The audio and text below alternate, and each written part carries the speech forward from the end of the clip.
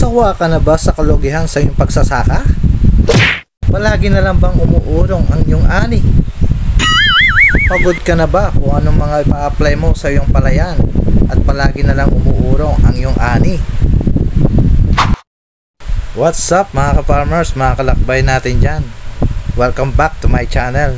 Itong video na to ay hatid ko po sa iyo at makakatulong sa iyong pagsasaka nitong second crop o dry season.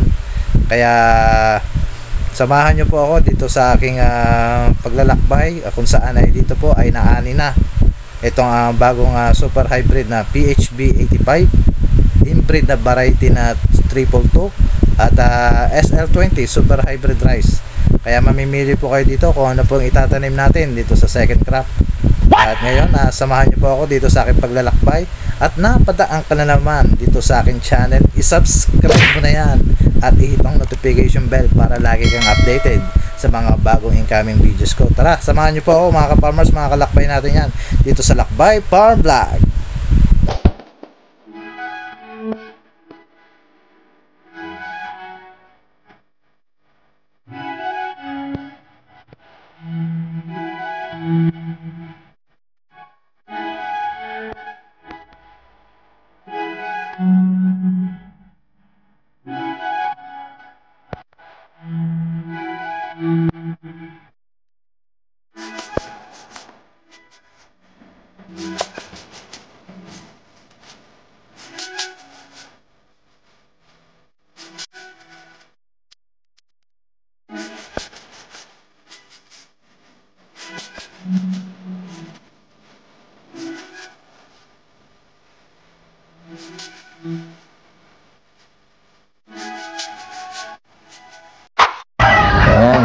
So magandang hapon mga ka-farmers.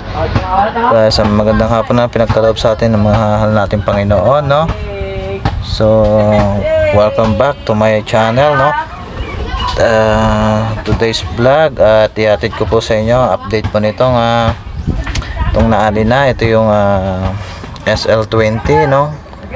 Na andyan po sa description yung inaani na po itong SL20, no? Kung nakailang kaban po sila dito, no? So dahil dumaan na yung bagyong si Carding, so sobrang napakalakas po ng bagyong si Carding, no? Signal number 4, signal number 5 rito sa Guyong Nueva Ecija po, no? Pero hindi po masyado at na-apekto ang ano dito kasi gawa ng ito, nakaani na sila bago pa dumaan ang bagyo. Pero po yung sa gawin yung SL20, SL8 na inano ko po dyan ay nadapa po siya. Yan, ito PHB 85 tapos na. So nakaano na po sila. Yan. So kulang 40 po na nila rito sa dalawang pinitak lang na malalaki. So ayan. So ayan po sa 342 na naani nila dyan is may gito 130 po. Yan, may gito. Yan, ito dito po sa SL20 naman ay update ko po sa inyo kung nakailan po sila. Yan. Nakaano lang sila, bali kalahati hektarya po ito, no? Nakaano po sila SL20, naka 71 po sila, kalahating hektarya po. Ayan, naka 71 po sila at tatlong lata, kulang 72 po ang update na sinabi nila sa akin nakahapon. Ang presyohan po ng 1 kilo ng SL brand ay nasa 1750. Ayan po. Kasi pababa po ng pababa ang presyo rito sa market ng aming dito sa Nueva Ecija po, no? Ka-farmers, no? So yan lang po mga ka-farmers, no? Update ko lang po yan. Yung ano, naani nila. Kulang 72 kabans, kalahating hektarya. So yan po. Konti lang po na gastos nilang pataba dyan. Sana naka ano lang din po sila, naka 4 lang. Yan. Tapos in-spray na lang po nila ng foliar. Yan. Tapos yung mga pang ano po natin, insecticide, tamang mga protocol po natin sa pag-ano po ng mga pang insekto, yan po, mapataba, pangbulas ng ating ng mga uhay, yan, yung foliar po, giant crop, yan po yung in-spray nila. So ayan po, nakakulang 72 po. So hindi na po masama yung 72, no? Madami na rin po yun. So 750 per kilo, no? So yan po. Yan.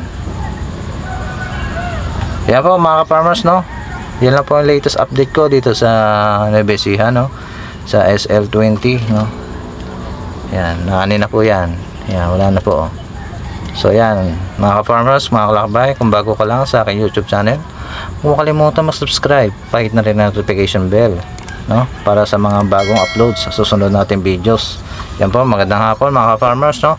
Sa magandang hapon muli, at God bless po, at ingat po sa atin dyan. Sana'y safe po tayo sa bagyong Carding na to, na dinulot na masamang epekto rito sa Nueva Ecija, sa lugar, no? Salamat po muli sa inyong pagsuporta sa aking channel. Salamat po. God bless.